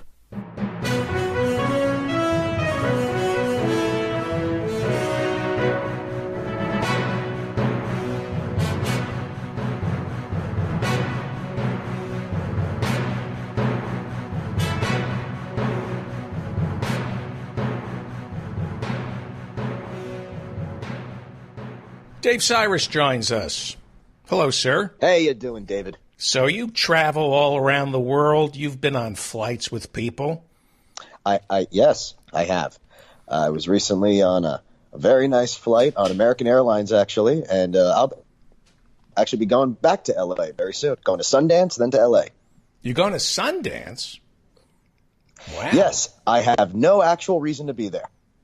Well, there must be, if you're going. No, I have no legitimate reason to be there other than I'm just going with people who actually have real reasons to go, and we'll be doing comedy at, I guess, the Wise Guys in Salt Lake City while we're there on Sunday. Well, you get to see some movies. Oh, God, I have to sit and watch movies there, right? Oh, man, this is going to be more work than I thought. When you fly, Mm-hmm. do you ever sit next to somebody who kind of stinks? You know, it does happen sometimes. I don't remember the last time I actually sat next to someone, but, like, a lot of people in the world seem to smell bad and not care, which I get. But, like, a plane is the worst. Like, I do think it's, like, an offensive act to get on a flight when you know you haven't showered in a long time. Yes. And, yeah, I don't like that. I mean, here's the thing. I'm a little bit sensitive to body odor myself. I get mad at people who smell bad at the gym. And that's the gym. Right. Where, like, you're expected to. But at the same time, and I'm being honest about this, I know the difference between someone smelling that way because they're working out hard and because they're working out hard and did not shower that day, and they need to get the hell out of that gym. Yeah, I mean, when I work out, I don't smell bad because I showered either the night before or that morning. I mean, the only thing that's going to stink is my armpits, and I have leftover deodorant that's still there. I never smell when I work out. I mean, you put on deodorant before you go to the gym, right? No, I just wear deodorant. So how bad am I going to smell? And I don't eat meat. I stay away from garlic and onions. How bad am I going to smell? Well, right now, it sounds like you might smell pretty bad, actually. If you think that all it takes is having showered the day before, not wearing deodorant, and not wearing meat, you might be one of these people, David. Not me. But no. I probably don't. I don't think you are, because I've been around you, and you've never smelled nearly as much as one might assume you do from seeing you. So I don't think that's an issue. I'm talking about I absolutely run into people. I mean, here's the thing. I go to a gym in Midwood, Brooklyn, and it's not the best gym to go to. I have many times seen guys playing house music on their phones at full blast without headphones, just using weights, blasting music, which is psychotic. Recently, I saw a 60-year-old man wearing a leather jacket doing curls while telling everyone else what they should be doing with their workouts.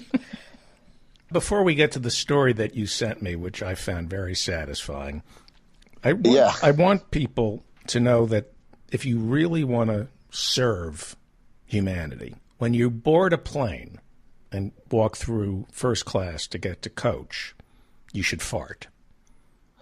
Okay. If you listen to this show and you enjoy it, you can thank me by farting in first class on your way to coach. I, of course, had the fortune of traveling first class recently. And honestly, go ahead, peasants. See if it ruins my time. I don't pay for it, of course. I never would. Never would. But why are you breaking up? What's going on? Why am I not getting a good signal here? I hear everything from you, David. You're breaking up a little. You're breaking up a little. Hold on. Well, I don't know what to tell you. I'm sorry. So what happened? There were some smelly people on an American Airlines flight? Apparently, a flight from, I guess, Miami to Detroit. Oof, that's rough. Yeah, both places that I'd rather not have to be often. A couple and their baby were asked to leave the flight because in midair passengers and no, it looks like when they first got on the plane, it was evident. Now, we talked about a case months ago where a guy had ridiculous body odor because he was sick. Yeah. This, however, is a couple, two people, a married couple, who were both told, when it's a couple that both smells bad, that is 100% lifestyle. That is just you people have decided that you hate the outside world and want them to suffer. Now, to be fair, the man claimed that he did not smell bad, but that he was being kicked off the flight because he is Jewish. Because he's what? Jewish. Well, he said, I do not smell bad. This is anti-Semitism. You saw me wearing a yarmulke, and all of you silently agreed to pretend I smell bad and complain about it. This is an American Airlines American flight. So, the idea that he would be the only Jew on the flight from Miami is especially impossible. But it's really amazing. Now, when you say smell bad, if you're a Jew... Oh, okay, because I'm thinking of a Jew with a big nose. I would think he would smell good. They smell well. They smell well. That's the word is well. He smells well. Yeah. So this couple who I saw a picture of, the photo that they posted, he's wearing a hat. So I don't see if he's wearing a yarmulke, but I presume he was wearing one because he's saying that they knew he was Jewish, and I have to assume he gave it away somehow. But the exact words, where we don't have odor. He goes, there's a religious reason for some reason that they're kicking me off the plane, he said on his cell phone video. We don't have odor. No one has odor. And then the crew member said, oh, are you saying that it's for religious reasons that you don't shower? And he goes, no, I shower every day. I said you kicked me off because of religious reasons. So, look, you and I are both Jews, David. There is really nothing that the average Jewish person dreads more than hearing another Jew be accused of something they did and then start screaming, this is because I'm Jewish. You cannot invoke anti-Semitism because you refuse to bathe. And the fact that the guy said, which, by the way, especially ironic, that, anti-Semitism has gotten so much better in the world that now we're complaining about showers of this kind, that he's saying that he's refusing to shower in a completely different way. Yeah.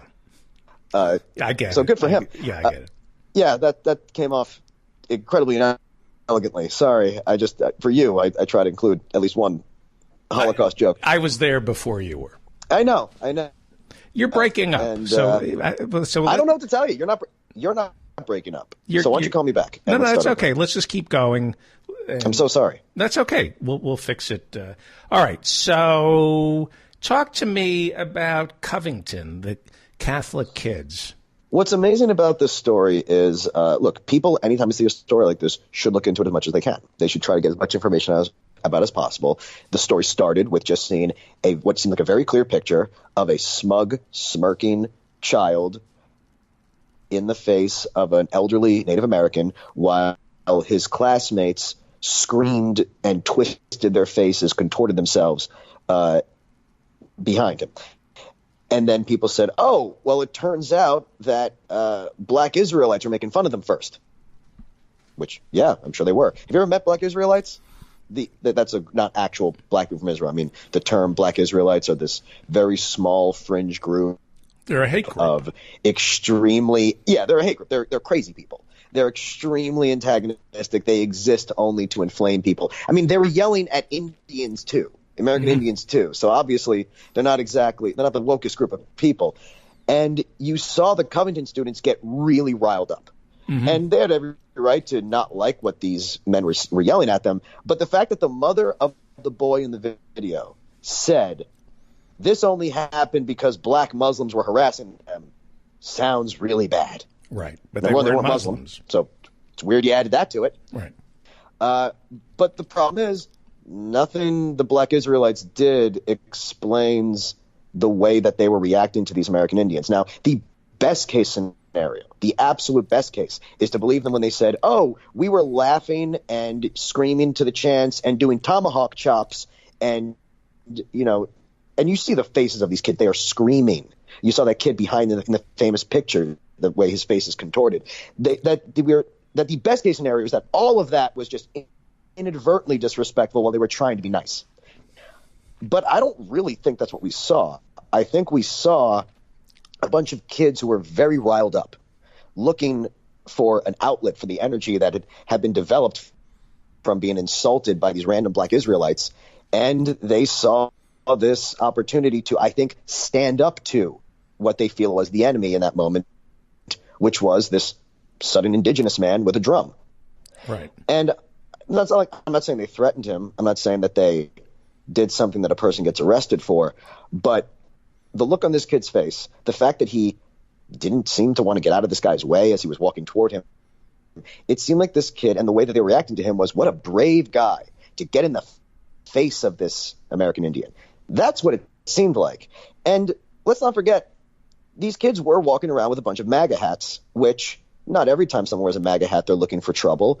But when the Proud Boys do it, they're a group of people walking around saying, I dare you to screw with me because I love Trump and hate everyone that implies. Mm-hmm. I think that we shouldn't just discount the idea that a MAGA hat is a symbol of your antagonism to your environment. Right. People wear it because they're saying, I dare you, screw with me. I want to antagonize people. I want to fight. Right. And there's also video of those kids screaming at women who are walking by them now. You look at what they're doing and you use common sense and say, yes, these looked like kids who knew how to not cross a line, but they knew how to do the I'm not touching you game also. Mm-hmm. And they seemed like they were just amused and making fun of this old indigenous man. But that's not the part of the story that I find most fascinating. The part that I find fascinating is, I'm sure I'm wrong that this seems new to me, but it does seem new to me. It seems like only since Trump is it relevant that any time someone seems disrespected, particularly by a right-wing person, the next step is to openly start doing opposition research on them and find out what they could have done in their life to deserve it. So this guy referred to himself as a Vietnam Times veteran, which you hear those words, there's an alarm bell that goes off, right? He referred to him as veteran. A Vietnam Times veteran. Which is, yes, a very sneaky way of saying I served in the military during Vietnam, but not in Vietnam. Right. We've certainly seen a lot of politicians do that. It's a sleazy thing to do. But that doesn't change why these kids did this. It's exactly what happened with Alicia Machado, the Miss Universe contestant who Trump called Miss Piggy. He fat-shamed her publicly. He was extremely disrespectful about her size, about her ethnicity. And Trump said, well, it's okay that I did that because years later, her boyfriend would be accused of attempted murder. And she would even be suspected of helping him get away from it. And she was never charged, but that was his reaction. Anything bad you do to someone is okay if that person isn't Jesus Christ.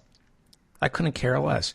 And I think the problem in this country is there was a women's march. There was supposed to be a women's march, but the blacks and the Jews couldn't get along. So they had to have 3 separate marches because we have to solve the Palestinian problem before we can fight for abortion together. It's just so childish. That's a discipline problem. There's no reason to not drop someone from the Women's March if they don't have the ability to comport themselves properly. And you're referring to one person who was from the Women's March, who, and I've seen interviews, she's not qualified to be there. Saussure?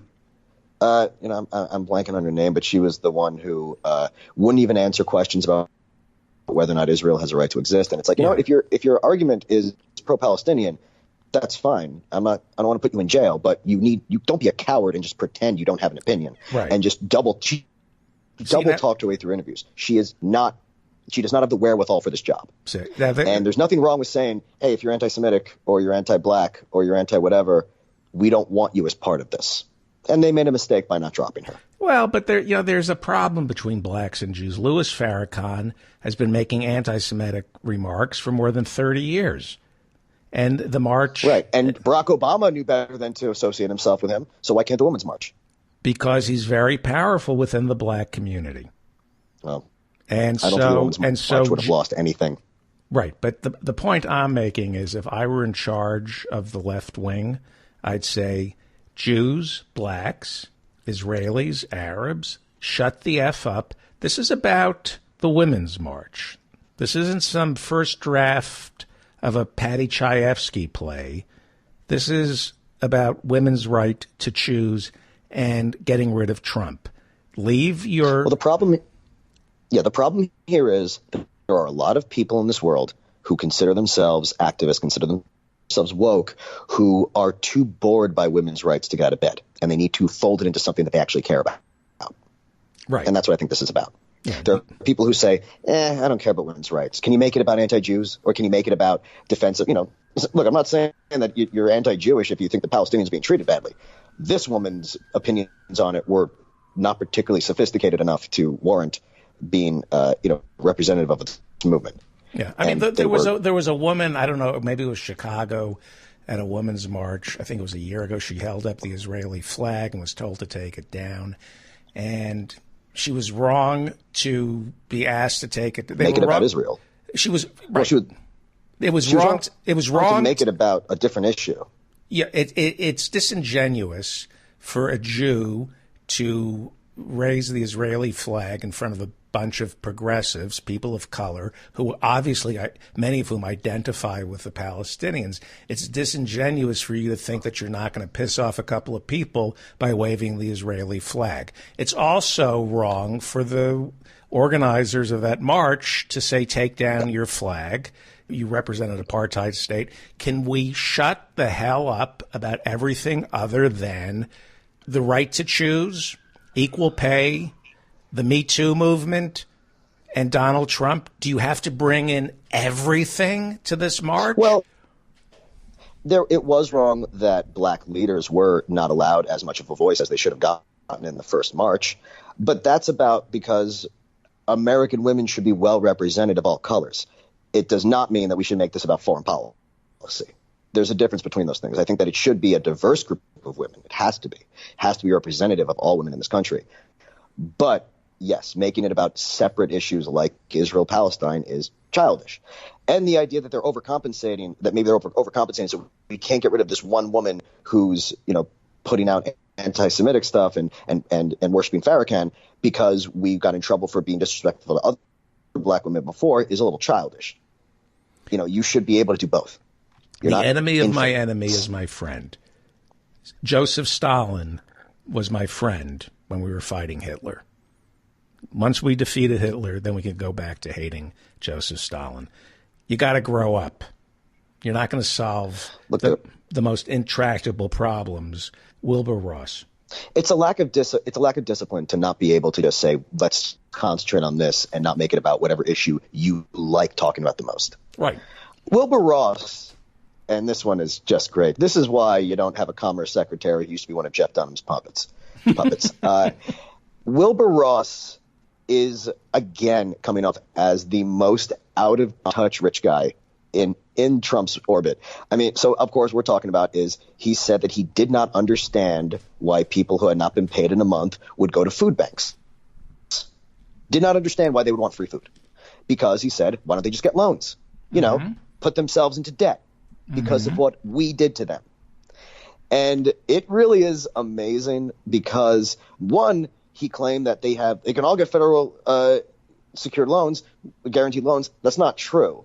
There's a backlog of loans already. There's a few credit unions that are offering interest-free loans to their members only, but that's only about 10% of the people who are talking. Oh, no, sorry, that's 1% of the people we're talking about. There's about 8,000 of the or 8 million of the 80 million people, something like that, or is it 80 million people right now? What? Or 800,000 people? 800,000. What? Yeah, I'm assuming, yes. Right. So 800,000 people that that are currently not being paid that he described as not mattering because it's only 1/3 of 1% of our GDP. That's why it doesn't matter that they're getting paid. And yeah, he said that they're not getting paid. And he said, look, they should just get loans. And he goes, yes, they'll have a little interest. That is, and he's even saying to them, that's why you shouldn't accept free food. You should take a loan and go into debt and just hope that everything gets better. Yeah, you're telling these people to go into debt to get a loan because they're going to get their paycheck back. Well, what if you don't get a paycheck for another month? Now they're in debt.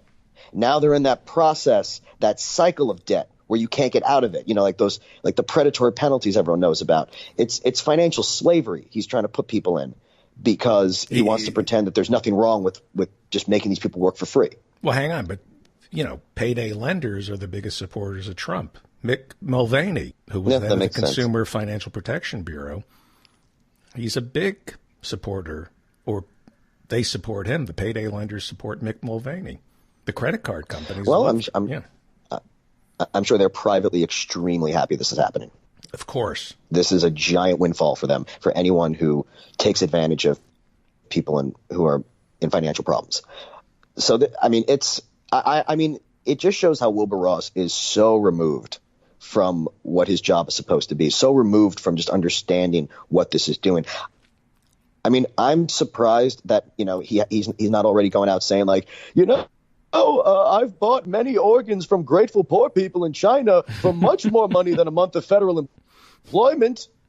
All of these people complaining have 2 lungs, 2 kidneys, much more liver than they need.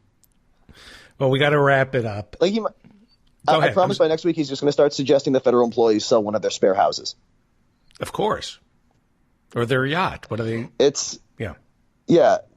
It's just like when Mitt Romney said, "Don't worry, borrow money from your parents." Yeah. Poor people. They don't care. It sucks. Care. Not only do they don't care, they have contempt. I don't know about the contempt part of it. Not caring is more like, this is what's like Lara Trump is saying. You told these federal employees, you are the brave eggs that will be broken for the omelet that is a white America, is essentially her argument. That it's okay that you're dealing with this because at the end of the day, we'll get our symbolic wall against the future. Yeah. Well, they don't care. The people sitting in first class is your enemy. And my advice is to fart in first class, to somehow make sure you have health care, to become a vegan. That way you're rejecting the system. If you switch to a plant-based diet, you're rejecting all of it. Being a vegan is about the most you can do as one person to help the world. I'm not going to do it because I love meat, but it is a very good thing to do. Well, it's the only thing that would save the planet is if everybody just switched to a plant-based diet. And watch how you spend your money. I know everybody's in debt. They all have student loans, blah, blah, blah, blah, blah. But what's more important than your vote, and that is important, but what's really important is how you spend your money, how you consume. Being a vegan is how you consume, what you buy. How do you spend your money? Who are you giving your money and your time to? And my suggestion is, don't give your time to the Covington kids. It's not important.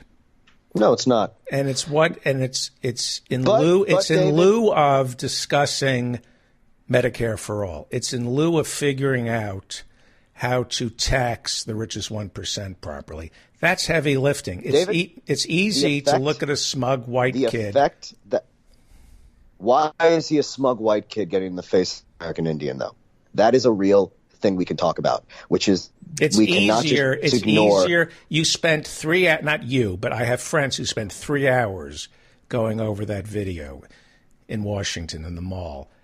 And that's a little silly. But at the same time, we've talked about this before. There is going to be a real price that we are paying for the psychological effect of Trump on these children. And this is a small example of it. We are going to be seeing for the rest of our life the toxic hatred that comes out of people who Trump taught to no longer be ashamed of these feelings. Okay. I mean that. And you know what? It's just like McDonald's. It's just like the McDonald's thing. Remember when Trump bought a McDonald's for those athletes and how much of an FU that was to those kids? And people said, oh, don't look at that. That's not important. Do not look away from the dingo because it will eat your baby. The baby's already been eaten. fine with – I think you need the discipline to talk about everything. You're right. We can't talk about just the dumb, easy stuff to talk about like the accompanying kids because that's not a big deal. But well, let me ask you this question. A cultural price we're paying right now. Let me ask you a question. Okay. Yeah. Are you a Democrat? Mm-hmm. Yes. Are you a progressive? Yes. Are you a lefty? Yeah. You're a lefty.